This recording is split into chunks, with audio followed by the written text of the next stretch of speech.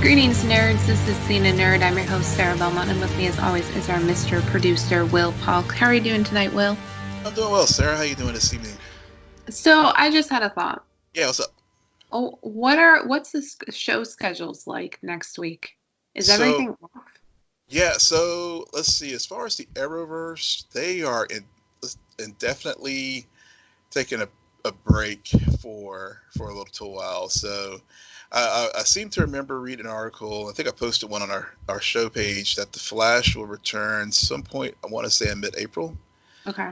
And Supergirl and Batwoman are probably around the same. The other thing about the Flash that I read was that it looks like it's going to be an abbreviated season. So I think they had gotten, yeah, so yeah. That's so mean. Yeah, I think they got to so Supergirl, I believe, I want to say they finished their 19th episode. Batwoman, I know Batwoman, I think it's gotten to at least 18 or 19, because I know James Bamford was directing, I think, episode 18 for Batwoman, and I think they had another one that they may have finished beforehand. And Supergirl, I think they were close to finishing up as well. So I think everybody had about 2 to 3 episodes left to go. But everything was there's no new episodes of Batwoman and Supergirl airing right now. That's correct. Yeah, so they were supposed to air tonight, and then CW pushed them back. I saw where they pushed the Flash. Like as I said, I think they were returning around the week of April 12th or later, because Stargirl got pushed back until mid to late May, and then Supernatural and all the other CW shows all got pushed back. So yeah. Jared and Mm-hmm. Jensen, how would you like to be them right now? They're on their final season of a 15-season running long show, and yet they can't. It's prolonged now, and Yeah. I'm in a way they must feel a little bit grateful because they still have time to enjoy it, and it's a bittersweet moment to walk away from that. But on the other hand, it's just like, we should have already been done. Yeah, they should have been. Well, and so because I know Supernatural and Legends of Tomorrow actually did a crossover episode, and so I think that was one of the last episodes for each to air before everyone got put on a scheduling remix because of COVID. But Legends did finish their season, so they've wrapped. I can't recall if Supernatural's wrapped yet or not, but everything's getting thrown off because of COVID. Yeah. Yes. No, I just had a shot that I have no idea what we're going to talk about next week. Oh, no, we have plenty, because you gave me a great suggestion of a show, Little Fires Everywhere. And I'm like, oh, this show is just so good. It's just so good. It's like Picard coming to an end and looking for something new. There's also season 2 of Harley Quinn that starts on the DC universe. I haven't even watched season 1, but yeah, continue. Yeah, so there's that. There's the show Dave's. It was a slow burn, so maybe we could That's a Nick Offerman show? Yeah, that's a Nick Offerman show. Dave? Yep. Okay. You sent me that trailer. I watched the trailer, and I don't know if I'm completely on board with that show. Yeah. Just by trailer alone, usually with a trailer, I'll be either super excited or I'll be like, huh, okay. So maybe if I'm really, really bored, which, quarantine right now, everyone's pretty at the point of, I have no idea what else I can binge. Yeah. So, but there was something about it where I'm just like, this is another Fox show. It's very, I don't know. It didn't appeal to me. Yeah, I did watch the pilot this weekend, and it's definitely a slow burn. I freely admit I was looking. It was hard to stay locked into it. Unlike the show you recommended to me, Little Fires Everywhere, but which I was locked in, and really, really, really enjoyed. So, but yeah, I mean, I think it's definitely going to be start really mining the Netflix. I'm thinking, I've been seeing all weekend the whole what's it, Tiger King. Yeah, Tiger King. Yeah. So okay. I understand. We're all in quarantine. We've all like our need for entertainment has significantly increased. Mhm. I watched majority of it. Okay. In the end though, it just is they stretched it too long, and they jumped all over the place, and instead of just focusing on one person, they ended up focusing on three, when I can make an argument they should have just focused on the two main people, the person who was accused of the murder plan, and then the victim who didn't get murdered, so she's not really a victim, but whatever. But it just, and then it gets to the point where you're just like, this is kind of just watching people who are, I don't know, a bit pathetic. Maybe so that's what's the point? Yeah, maybe that's why it's like doing so well, because everyone is just like, yeah, we're all stuck at home, but at least our lives are not as shitty as theirs. Yeah. That was my pitch to my dad last night when I was telling him, hey, if you're really bored, you might want to go check out this show. Everybody's raving about it right now. So yeah, but Little Fires Everywhere is the one I would recommend. And something to note about that show, it's set in the 90s. Mm-hmm. Okay.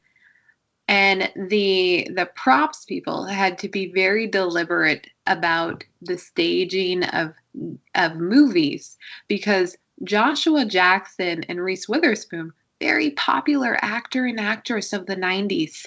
Very much, yep. and I never thought of it. I was watching it, and I listened to an interview, and they brought that up, and I'm like, oh yeah, this isn't a show that's gonna go the meta route all of a sudden. No, not at all.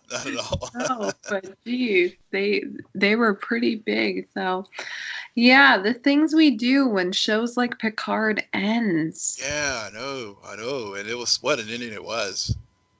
Was it? Well, for me as a Star Trek fan, I have to say that the finale, I wiped away the abomination of Star Trek Nemesis for me as a Star Trek fan, because given that was the last feature film with the original crew, and that film Data died. Mm-hmm. And the way the death was handled was just, I refuse to watch that film just because it's just, I just can't, as a Star Trek. I mean, every Star Trek fan has their one episode or one film that they can't watch. I'll even watch Insurrection over watching Star Trek Nemesis. Mm-hmm. Because of what they did in that film. It's just really, yeah. So that's interesting, because I don't really have recollection of any of the films. I think I've seen a few of them, but this has been almost my problem with the entire season, is that they very much walk this line between new story, original content. Yes, it takes place in a franchise we all already are aware of, and there's all of history. So then they also skew very heavy towards fan service, to where if you're brand new, like arguably I am, I'm watching it and I'm just like, all right, let's wrap this up. Data, yeah, man, this is a lot of data at the end. and it was, and maybe it's because I actually really liked the penultimate episode. Yeah. I liked episode 9 a lot. It was fast. Mm-hmm. There was momentum. Mm-hmm. There were changes. There was a lot of, these are the synths. And then it got into a weird conversation about the organics versus the inorganics. And I just thought about food immediately. It was bad. It's just as soon as they started calling themselves or referring to humans as the organics, I'm just like, really? You can't just call them humans. Really? That's Yeah, just, yeah. you have to push it. Not Well, even Homo sapiens. I don't know. yeah. Well, it's graduated from it's better than carbon-based units. So Yeah, I actually would have preferred that because, again, the food tie in there just drove me crazy. It made me laugh every time. But I really liked that, and I liked majority of the finale.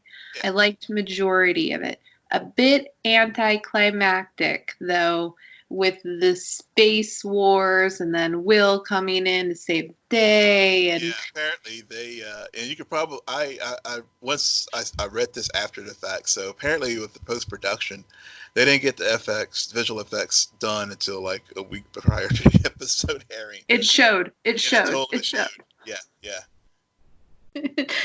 I that was actually what's towards the end it got wonky, which sucks because there is an image at the beginning of the finale where you have the cube crash landed on that planet and you have you see Narek running in the distance but really it's just this image that I just felt like, man, you just freeze, put that on a poster and give it to Will. Happy birthday. Like that's beautiful because yeah, it's almost this perfect symmetry of reality and this universe that Star Trek is all combined into one image. It made me think of Krypton.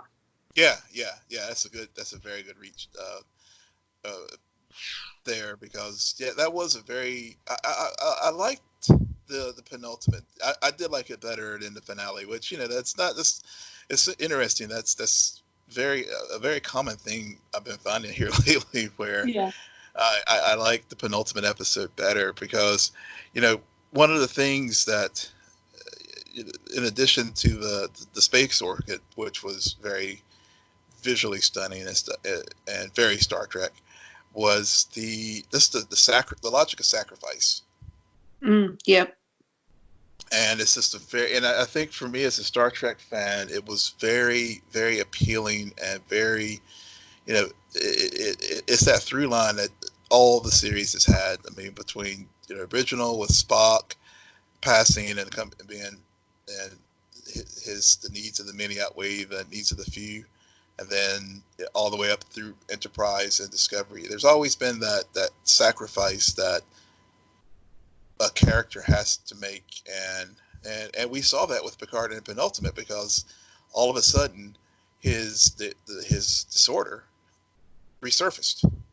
It was touched on before they left Earth, and I was like, it was like, oh yeah, it was, it's a definite callback to the finale of Next Generation, and then he when they get to the transwarp conduit and he has the sudden attack of it, you realize it really crystallizes the sacrifice he's made to do this journey to bring Soji to Caparlis, to her homeworld. And it wasn't until that moment that it really, like, I mean, it's always been there, but it really was captured in that moment whenever he realizes that, by doing this, I have set forth the inevitable. Yeah. Yeah. And there's a trust that he also touches on as well, where I did all of this because I believe in you, and it's not that we're trying to take away her choice, which honestly I thought what they also did was make Soji not appear as someone who's easily swayed, but more as like, no, of course, coming from her who just figured out that what she really was, and then all of these different perceptions of what that means, and how that her identity is completely annihilated with this revelation. I think it does make sense with most of her actions. And there was just a lot of convenience happening towards the end there, where I felt like between both episodes, it felt very, to use their words, organic. Mm-hmm. And then all of a sudden, it just got to a point where the writers are just like, okay, so we have to wrap this up. Okay, let's do the thing where we crack open the sky, and then conveniently it takes the monster like just in the nick of time before releasing itself into the galaxy. It's suddenly the hole is closed. I don't know. Yeah. All this weird stuff where I'm just like, you guys couldn't have thought of. And then they left a loose end that drove me crazy. Well, actually, there was two flaws that I saw. Okay. The ones, and they both have to do with the same character, Narek. Okay. Why was he released in the penultimate episode? So he was released by Sutra, as we learned later, Right. to basically set in motion her, whenever she did the mind meld with Agnes at the very beginning, she saw what Commander O had shared with her. Correct. And basically that organic life, and whenever I saw that moment, I couldn't help but think the Cylons. Yeah. But no, I understand that. Yeah. But, so she helps him kill this other clone. I'm just gonna say synth, organic, whatever. Yeah. So she kills this person, and then that's what everyone is like, yeah, down with the organics. Exactly. Why didn't she just kill Narek? Because if she had killed Narek, then she wouldn't have been able to basically persuade the other synths. Because basically the synths are very like sheep, and they listen to the strongest voice in the room. Exactly. So I saw that he was killing her, so I killed him. Yeah. So, but the thing is, so if she hadn't killed the other synth, then Picard would have basically persuaded the synths in that moment when they were in the courtyard there to basically listen to him, and that synths and humans can coexist. Don't get me wrong. Yeah. One of the synths still has to die. I completely agree with that. Yeah. But she does not need to then set Narek free. That was her mistake. Yeah, well, I think Narek just has great game, like his sister said, and so because she was very basic, she was very direct with him whenever he got back. If he has such great game, then why didn't he convince the writers to actually write him in and have an ending in the story? Because Narek disappears. Yeah. And they don't tell us what happens to him or anything. It's really odd, and what irritates me is that there is a moment where Soji and Narek finally come face to face, and it's all about lying and the deceit and everything. But there should be a follow-up, after everything is resolved. I was just waiting for that follow-up. Instead, we were just shown everybody crying over Picard's so-called death, which actually didn't happen. It did happen. He died, but okay, then he again, was so convenience. Yeah, it was convenience, but he did actually die. I mean, it was, and let's finish the Narek thing, and then we can talk about Picard's quote unquote death. Oh, I'm already done with the. You're done with Narek? Okay, cool. All right. I've made my case. People agree with me.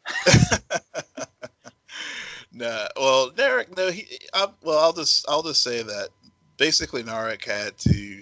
The only thing I'll leave it alone after this is he needed to be freed so that he could basically team up with Rafi and Rios so that they could all save the day, and then he gets left on this planet to be the villain in season 2, because his mission's not complete. But let's get I don't know. I mean, that was definitely a loose end. That needs to be resolved. But Picard's death, he is dead. He died. The Golem, I thought, was actually whenever they introduced the Golem in the penultimate. At first, I thought it was going to be for Maddox, possibly, but then they conveniently, used this MacGuffin as a way to kill Picard. And I think the important thing with Picard's death was it brings his story full circle, because he was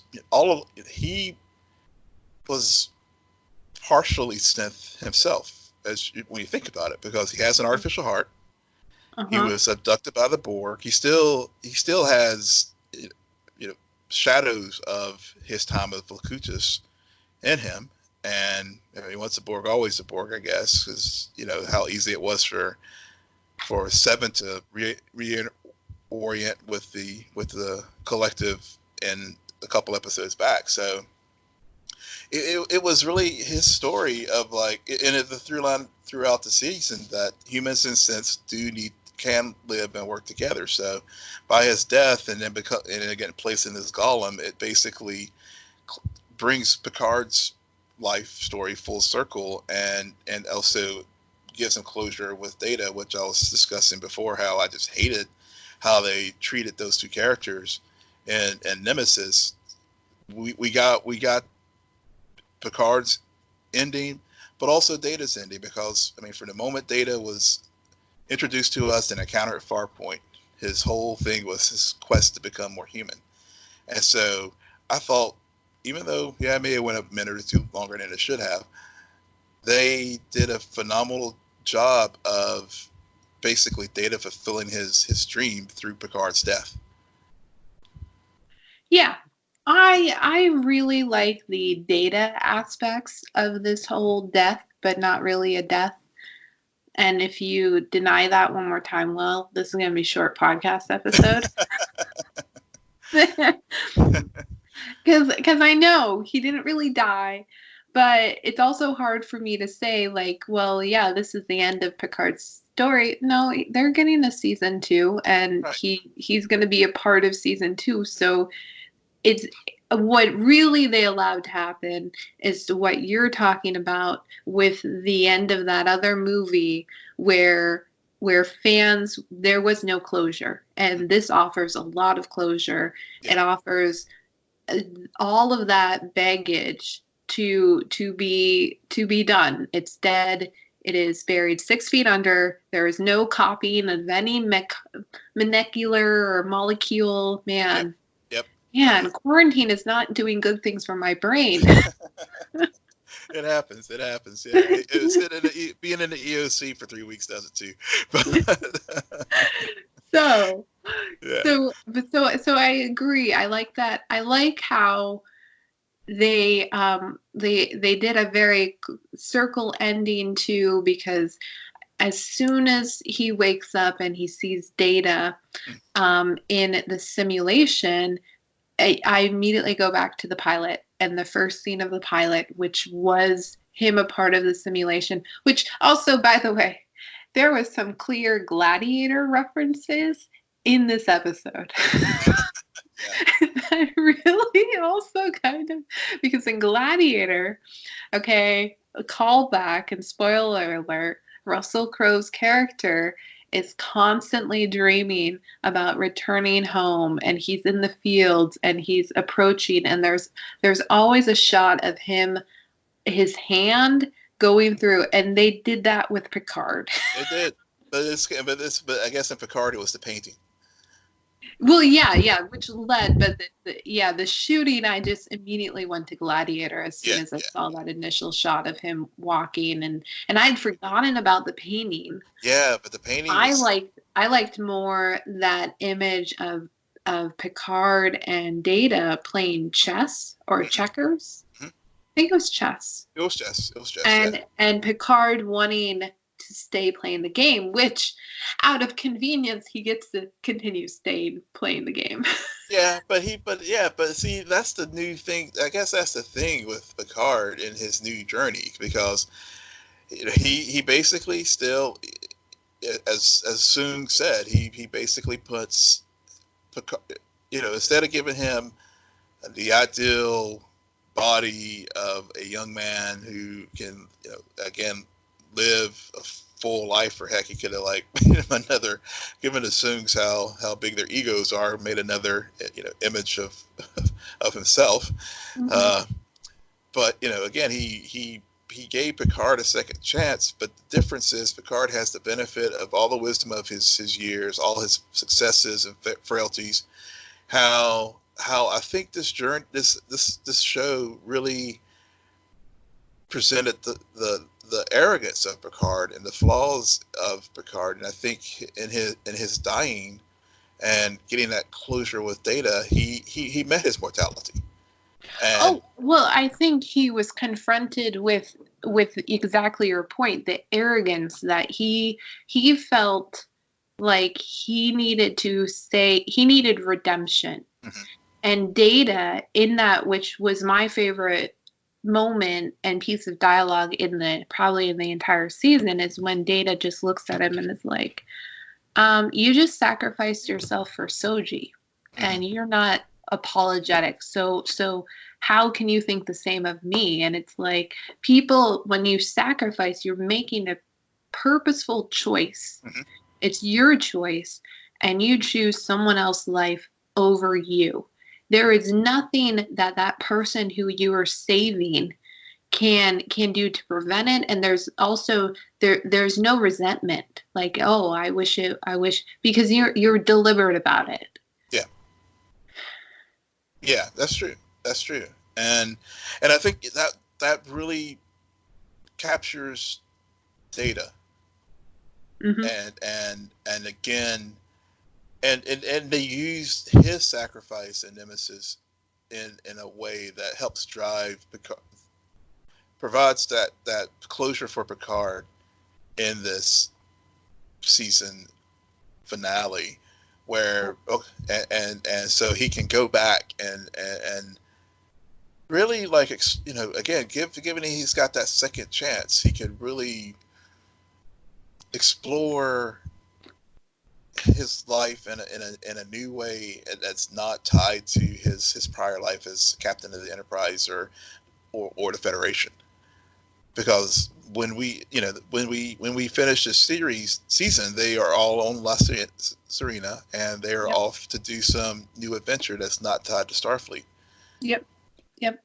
Yep. They're rangers, some Hmm. would argue. Yeah, yeah, they are. They are Yeah. to go after I take Narek, since that thread was left open. yeah, yeah, yeah. So it did feel like a very much, and we've been alluding to this whenever we talk about the season. A lot of this season was spent forming the crew, Hmm. and by the end of it, oh, which Agnes, Yeah. her whole, the moment that she was like, "I'm not their mother," I Hmm. was like, okay, okay. Will and I called it. There Yep. was a maternal look when she first saw Soji. Hmm. Yep. And There was. That's right. and I really like what they did with her character, because I think arguably out of all of them, she could have become the most cliche, Hmm. having been the mole, having been the human, the naive character, but they really twisted it, and made her very three-dimensional. I think the biggest mistake with that character, though, is this weird thing with her and Rios. I Yep. don't buy it. I I do don't buy it not either. buy Yeah. their chemistry. Yeah. It definitely felt forced. Mm-hmm. And I did not buy it either way. From I mean, when she had the guilt hookup with him, it was like, okay, but then they, if they had just left it there, I think it would have been okay. I would have been okay with it. But Yeah. then they kept trying to foster this relationship between them, and I mean, hell, I bought the Rafi and Seven holding hands more than Rios and Agnes. And see, that was out of left field for me too. And here's why. A lot of times with these dynamics, you actually have to show the characters on screen together. There has to be moments of connection. Yeah. And just going through the ship and people holding hands. I mean, you are right to an extent that, like, over Rios and Agnes, I buy that more. But with Rio and Agnes, it's like they would push them together when they needed something to do with both characters, and then purposely keep them apart, because Rios spent the most time with Ralphie. Yeah. Like, that was the most, and honestly, some of the looks that he was giving Soji, I was like, they're going to do with that. Yeah, they were going to do that. Well, at first I thought he was very leery of Soji, and then also when we realized that whenever Rios and Ralphie had the story about Soji's cousin. Inorganic? Yeah, inorganic, yeah. What was, I can't remember, I'm blanking on her name now, but Who cares? She's dead. She's dead, yeah. But, yeah, so I think that was, they tied that thread together, and so I get where that was coming from. As far as Ralphie, yeah. I think you wanted to say something that would make my point really wrong. Because when Rios gives Soji the food, and she's like, "How did you know? Like, milkshake and fries." There's a very fatherly aspect of that chapter. True. There was. Yeah. Oh, Picard. Yeah, Picard. But I was just going to say about Ralphie and Seven. There was the show. I guess when they were in Free Cloud, when they had their moment with the handcuffs and stuff. They did have some interaction and all. So, and of course, I used the unfortunate reference to handcuffs, but man, this show is going downhill. Yeah, but I recognize. Well, it was a very Guardians of the Galaxy moment to see the crew blast off next adventure. Yeah, it was. And I'm glad. I mean, despite all of my criticism, and I will still stand by my point about Narek and that whole like that big flaw that still bothers me, and probably will up until the second season. Whenever that happens, because everything is postponed. But anyway. I know. But so overall, no, it was a really, despite my criticism of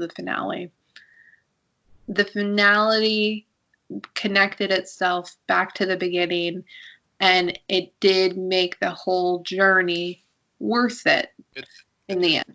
It did. I completely agree with you there. I mean, as I said, I did like the penultimate better. Felt that there were times that the finale did sort of drag a bit, but overall, we did get to see Riker again. So to your point about fan service, they had the fan service. They definitely made nice with the fans with giving that Data a proper send-off and closing that journey of his that started way back in 1987 with the encounter at Farpoint. And yeah, I would have been, if they had only had one season, I would have been happy with that. But I think, but I think there is a lot of potential for a second season, especially given that Picard is now in that column, and he doesn't have to worry about the neurological disease. So, the sky's the limit as far as where they can go with this new journey. Yeah. Speaking about journeys and delayed shows, there was an episode of Batwoman and Supergirl that aired last week. What did you think about Alex's grief over her father's death? It felt like they were just using that as a moment to write Dean Cain away.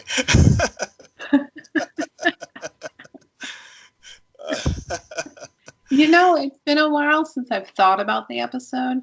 I Yeah, will say, initial reaction, I liked it. I I did liked too. the episode overall. I'm used to premises like that where um, you get stuck, and I like how there was one moment where you felt like Alex got out of the simulation only to realize that she was still stuck in it. Yeah. So I thought that was a good editing choice. Hmm. And overall, I liked it. I can't remember a majority of it, but I tried to rewatch most of it today, and I got through a good chunk of it because it's been a week now, and so I did really enjoy it. The one thing that really stood out to me was how underutilized they have been of Shiler Lee. yeah, I mean, she clearly, I mean, she carried the hour because I think as far as in real life production wise, I think Melissa was prepping to direct the next episode whenever it airs. So they, use this as an opportunity to showcase Alex. But I mean, Alex is, we saw this in season 4 when whenever they wiped her memory so that she wouldn't give away Kara's identity to the director, the new director of DEO. I know who you're talking about. Yeah, the new director of the DEO, and yeah. See, you've gone down a season 4 path that we're never gonna get out of. So yes, when they wiped her memory in season 4, she showed off her acting skills. Yes, exactly. Thanks for rescuing me there, Al. yeah, but I mean, she did that again in this episode, and ever since we got teased with whenever she posted on her Instagram, her in the Supergirl, in her version of the Supergirl costume. I've been looking forward to this episode, and I'm hoping that they will, if the story gives them a chance to go and do the VR simulations in the future, where Alex just needs to stress relief and she becomes Supergirl again. I hope they can do it because it was a lot of fun, and seeing her take on Hank Henshaw. Yeah, I really enjoyed the episode, and it's been a few weeks of where I can say I've from start to finish I've enjoyed a Supergirl episode. Yeah, and then meanwhile, Batwoman. I think I got too hyped up for this episode, and overall, I thought it was good. I've seen worse episodes of Batwoman. And I appreciate the team up of Alice and Kate to get Mouse out. And then what really made this episode work, and if they have to take a break, they oddly enough found the perfect episode and cliffhanger to leave it on, because in the end, Alice isn't the one pulling any tricks or saying any lies. It's all Kate. Mm-hmm. Kate ultimately, she allows Alice and Mouse to reunite, but the joke is on Alice because she is now also locked up in Arkham Asylum. Yeah. And I thought that was done beautifully overall. It was. I mean, it was this. I really enjoyed this past week's episode. We did get the team up, and it to me it lived up to what we've seen of how well Ruby Rose and Rachel Skarsten plays off each other. Yeah. And so now instead of them being adversarial, they are having to work together to save Mouse and save all these people from Arkham, because he's under he's under the fear drug from scarecrows, and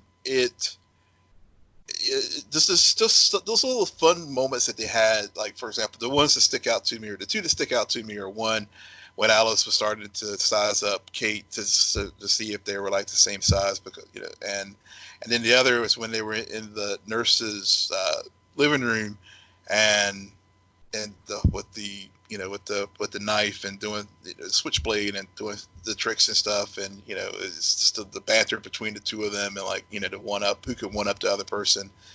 Those two moments stick out to me, as well as just the very beginning of the episode when Alice thinks she has the goods on both, Right. on both her father and Kate, with the murder of Mouse's dad. So those are the things that like really work well in this episode. And the other thing that they did super well to me this week was having a very solid B story with Luke. Yes. I agree. Kate and Alice actually got to be sisters in this episode, which we don't get a lot of, and it allows you to really understand the complexity of that relationship. I mean, now both Kate has betrayed her sister and locked her up, and also a few episodes ago, Kate also betrayed her sister and tried to kill her, essentially. Yeah, multiple times. Yeah, it's like, so this isn't all about Alice, which I think with Alice originally we were very fearful it would become a caricature and like, oh, the sister who is gone crazy and all this, but they've really allowed it to. Kate has made some missteps, arguably. Yeah. But it's also very logical. It makes sense. I mean, as much as you love her, she's also a deranged lunatic. So yeah, she is, and that really, they've really set that up very, very well, and using Alice as a foil to bring those flaws in Kate out. That and I'm glad they had and one thing I've been missing is her narration and her diary to Bruce. And they brought that back this week. And, and so so again she's realizing that there are some lines that she thought there's some lines that she has crossed that Bruce never did. And again, it really distinguishes the two of the characters without it being without how it was in the first few episodes, where it was just like Bruce this and Batman that and Batman that. Now it's just sort of like it's just organically flows in the story how she's crossed the line Bruce hasn't crossed, which is even though she wasn't in the bat costume when she did it, she still has murdered someone. Yep. And then, like I said, with the Luke and story, with carrying forward the time that Jacob was in prison and found out that Lucius was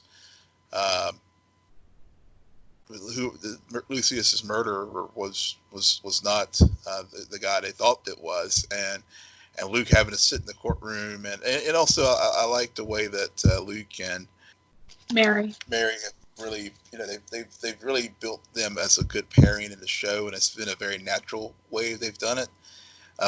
Without, I'm sure people are already shipping them, but I called that episodes ago. Yeah, episodes ago. I called that last fall. You did. You totally did. And you've been proven correct once again. And so I know. But to your point, in this episode, again, it was organic when Mary comes and she's like, I just lost my mother. So, yeah, I know how this feels. And arguably, Mary has now encountered her mother's murderer a few times. Yeah, exactly. So she identifies with that. The thing about Mary, though, is they're really leaving open this. She's on the part of the inner circle, but not really with Luke and Kate. And I'm sure that if Luke and her do end up getting involved in any sort of relationship, they might fall into a trope of, you realize you've been withholding this secret and keeping, like, and you're lying to me and I know you are. It was a solid B storyline, which we've covered so many of these shows that we know episodes will either be really good and really well-rounded or really bad if that B storyline is not working. The last point I'll make about Batwoman is we did see Julia Pennyworth back, and we thought, if I recall in the series, they set it up where she was, she encountered Sophie, and I thought that they had set it up where Sophie thought Julia was Batwoman, not Kate, and so they worked it in at the end there where I thought they were going to like take Kate, Sophie, and Pennyworth in some relationship direction, but they actually ended up having Pennyworth and Kate kiss. Also, if Julia ever does kiss Sophie, and then Sophie automatically thinks, oh, that's Batwoman, I call big flaw, because she has now kissed Kate multiple times while in the Batwoman suit, and therefore should realize it's Kate. Exactly. Yeah, which was kind of like, so they got, at some point, they'll have to, I'm sure they will have Sophie realize that Kate is Batwoman, but yeah, that was just one of those moments in the episode. I was just like, okay, it was a C story, and it